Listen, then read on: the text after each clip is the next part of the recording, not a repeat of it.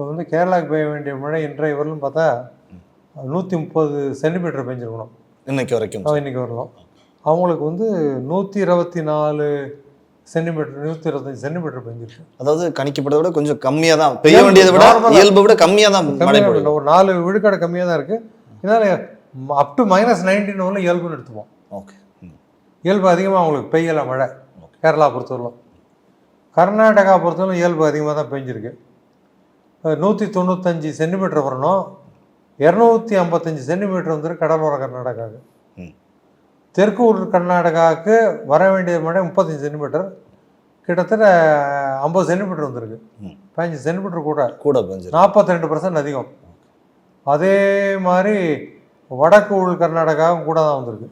22 வரணும், 27 வந்திருக்கு. ஸோ அதெல்லாம் கூட தான் வந்திருக்கு.